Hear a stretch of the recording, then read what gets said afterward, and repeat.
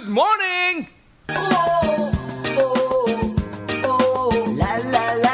Labing-siyam na taon na ang nakalipas ng unang bumati ng Good Morning, ang Good Morning Kuya sa sambayan ng Pilipino. Good morning. Mula noon, naging bahagi na ito ng umaga ng maraming pamilya. Sa lubungin ng umaga ng may ngiti at kay sigla. Naghatid ng balita, impormasyon, inspirasyon at higit sa lahat, mga programang may malasakit sa kapwa. Good morning kuya, o kay sarap ng umaga. Good na good talaga. At sa isa sa pinakamahirap na yugto ng ating kasaysayan, ang panahon ng pandemya, nanatiling kasama ng publiko ang Good Morning Kuya.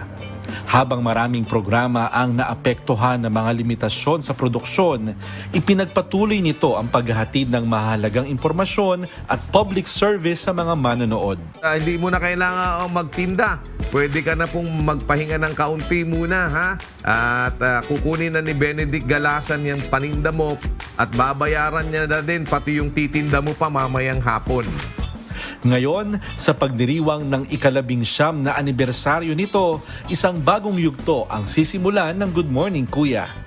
Simula August 3, mas pinalawak ang programa upang higit pang mapalapit sa mga Pilipino. Makakasama na sa Good Morning Kuya ang bagong segment na Serbisyong Kapatiran. Magdadala ito ng mga aktwal na gawaing pagkakawang gawa at public service mula sa iba't ibang komunidad sa buong bansa. Mapapalawak din ang talakayan sa kalusugan sa pagpasok ng 2 doktor bilang bahagi ng programa. Kasama ang isang bagong host na magdadagdag ng sariwang pananaw at makabuluhang usapan sa bawat umaga. Bukod dito, maghahandog ang Good Morning Kuya ng mga bagong segment tungkol sa kalusugan, pamumuhay, kaalaman at mga kwentong nagbibigay ng pag-asa. Kasabay ng pagpapatuloy ng mga serbisyong matagal nang kinagisnan ng mga manonood. 19 na taon ang nagpapatunay na ang Good Morning Kuya ay higit pa sa isang morning show. Isa itong programang patuloy na umuunlad upang makasabay sa pangangailangan ng mga Pilipino, habang nananatiling tapat sa layunin nitong magbigay ng impormasyon at serbisyo. Abangan ang mas pinalawak na Good Morning Kuya simula August 3, Lunes hanggang Biyernes, alas 6:30 hanggang alas 9 ng umaga, dito lamang sa UNTV.